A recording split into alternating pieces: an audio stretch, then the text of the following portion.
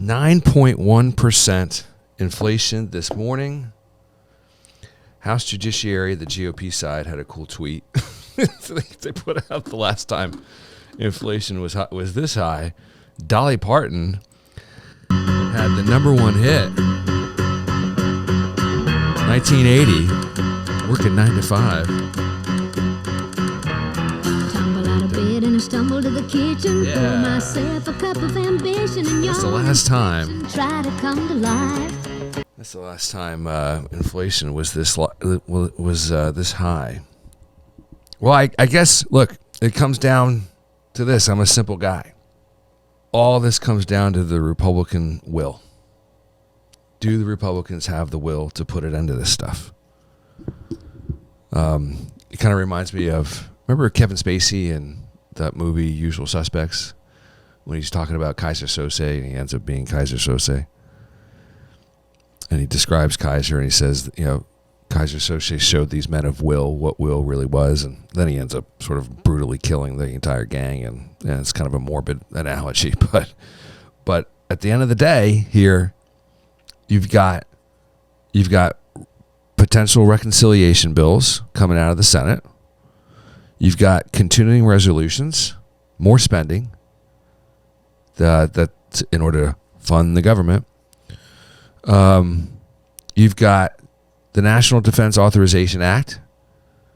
So you've got a truckload of spending bills that Congress needs to get to. And Republicans, I don't know what else. What more do they need to see? They're going to continue to just bail Biden out. They should be called the Biden bailouts from here on out. Look at this polling from Rasmussen reports. Where'd that go? I'll just pull that up here on my phone. Rasmussen reports. This is the top issues of U.S. likely voters. Okay? Number 1, gas prices, 92%. Number 2, inflation, 91%. Number 3, the economy, 89%. 4, violent crime. 5, election integrity. 6, school issues. Those are your top 6 issues for likely voters in the United States in the midterms. Comparatively, Rasmussen reports as what are the top issues among the media, which are also the top issues among Democrats. Number 1, climate change. Number 2, Ukraine war. Number 3, the Capitol riot investigation. Number 4, COVID. Number 5, LGBTQ issues. None of the Democrat and the media's top 5 issues are in the bucket of issue priorities for the American voter. None of them. What more do you need to see? Do you think he's popular? Do you think Biden's popular? Do you think he has a bully pulpit? Nobody pays attention to him. I mean, for God's sakes, his wife doesn't even apologize on camera. They have no bully pulpit about the breakfast taco thing. She puts out a statement through a press release. Nobody's paying attention to the Capitol riot, hearings. Have you seen Fox News' ratings when they go live to those things? They sink like a stone, and then they rocket back up when they go to regular programming like the 5. Outside of the first night, and outside of the overblown Cassidy Hutchinson testimony, which turned out not to be accurate in any way, shape, or form. I can hear the fact checkers. It's not been verified in any way, shape, or form. Of course, the fact checkers would say, well, it hasn't been disputed under oath either. Nevertheless, you don't see any ratings reports for these things. Pro tip, cable news outlets don't necessarily like to write news stories about bad ratings on their cable news shows, networks. No one paying attention to that stuff. So why bail out Biden on any of these issues? Why bail him out? He's not even popular with his own party, guys. I just don't know what else you want to see to get the will to do what needs to be done, which is open up Americans' energy independence again. And you can do this I mean, he'll veto it, but you can do it, right? And especially when the Republicans take control of the House. These things need to be day one. And you just stick to your guns. Why? Because you have the will of the American voter behind you. You have the alternative media ecosystem behind you. You don't need, you have polling behind you. You have all the wins behind you, aiding you. Just have a bill ready to go for all these things. Open up energy independence. Cut taxes. Cut spending. Cut Department of Education funding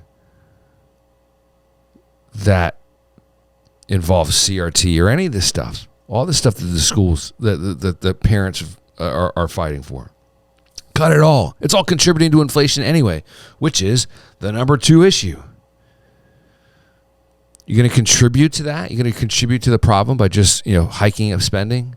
Oh, because, he's the president. 64% of his own party wants him out of there. That's according to the New York Times. 64% of all Democrats don't want Biden to run again. Now, let's extrapolate that one. 64% of all Democrats basically means that 64% of his own staff doesn't want the guy they're working for to be the guy they're working for.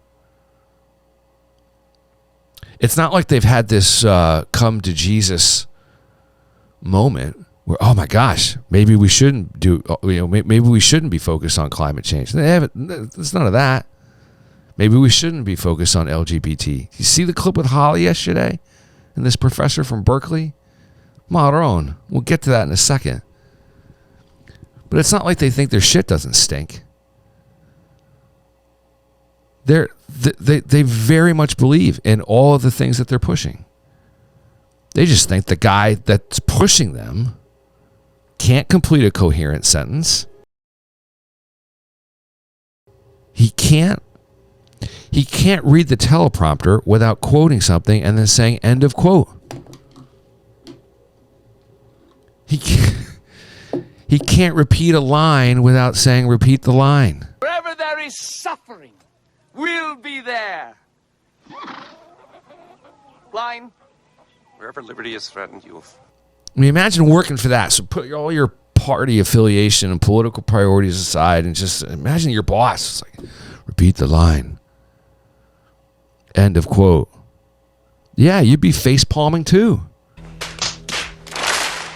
And human nature being what it is, you think these are the things that liberal world order. That's what they want. So it's not like, some people in the press will frame it as, well, he's old. Well, old, yes, he is old. But it's not like they recognize that these policies and their policy prescriptions are failures. It's what they want to do. It's what the team wants to do. They just think the guy that's the tip of the spear trying to persuade the country sucks at it.